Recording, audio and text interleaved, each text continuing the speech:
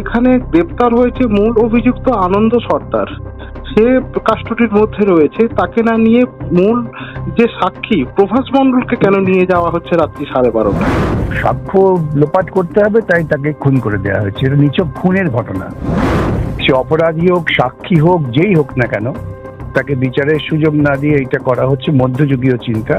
অতীত কোন অভিযোগ নয় যে সে গ্যাং ওয়ারের সঙ্গে যুক্ত বা খুব বড় ক্রিমিনাল, যে চট করে পুলিশের বন্দুক ছিনিয়ে নিতে যাবে। এই সমস্ত ছেদ যুক্তি পুলিশ যখন রিকনস্ট্রাকশন করতে যাচ্ছে, তখন পুলিশ তো চকলেট খাওয়ার জন্য যাচ্ছে না।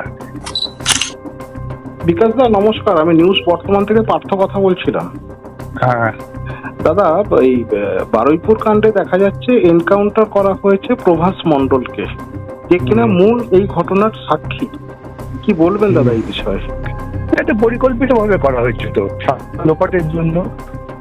একেবারে গুন্ডামির কায়দা, কোনো গণতান্ত্রিক নিয়ম নীতি পদ্ধতি না মেনে এইভাবে এনকাউন্টার করে সে অপরাধী হোক, সাক্ষী হোক, যেই হোক না কেন, তাকে বিচারের সুযোগ না দিয়ে এটা করা হচ্ছে মধ্যযুগীয় চিন্তা। এই বর্বরতা বিজেপি শাসনে নামিয়ে আনা হচ্ছে। পুলিশের তরফ থেকে যে বক্তব্য প্রেস করা হয়েছে, সেখানে পুলিশ অভিযোগ করছে উনি নাকি পুলিশের রিভলভার ছাড়িয়ে উনি ফায়ার করেছে বা পালিয়ে যাওয়ার একটা চক্রান্ত করছিল। এই সমস্ত ছেদ যুক্তি পুলিশ যখন রিকনস্ট্রাকশন করতে যাচ্ছে, তখন পুলিশ তো চকলেট খাওয়ার জন্য যাচ্ছে না। পুলিশের কতগুলো বিধি আছে, নিয়ম আছে, সামগ্রিক প্রতিরক্ষার ব্যবস্থা আছে। আর এই ছেলেটির সম্পর্কে তো অতীত কোনো অভিযোগ নয় যে সে গ্যাং ওয়ারের সঙ্গে যুক্ত বা খুব বড় ক্রিমিনাল, যে চট করে পুলিশের বন্দুক ছিনিয়ে নিতে যাবে।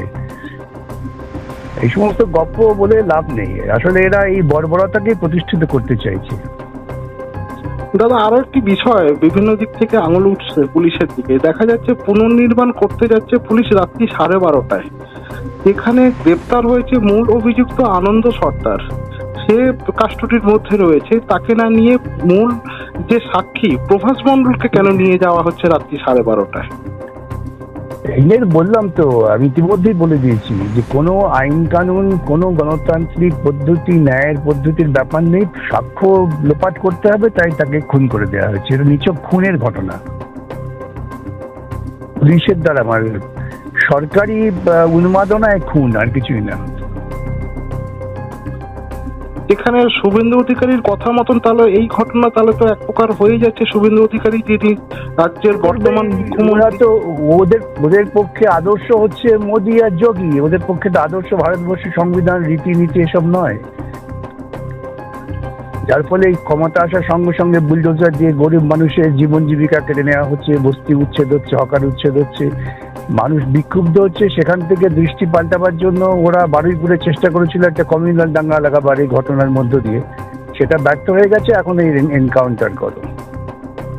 তাহলে বর্তমান মুখ্যমন্ত্রীর কথাই তো তাহলে সত্যি হতে চলেছে, যিনি বলেছিলেন ক্ষমতায় আসার আগে সকালে ভরবো, বিকেলে খরচ করে দেবো। তাহলে এই কি তাহলে খরচের নমুনা? তখনও বলেছিলাম যেন বর্বরতার চিহ্ন, সেই বর্বরতাই প্রতিষ্ঠিত হচ্ছে। বেশ দাদা, বেশ, ধন্যবাদ। আমাদের ভিডিও ভালো লাগলে লাইক ও শেয়ার করুন। কমেন্ট সেকশনে আপনাদের মতামত জানান।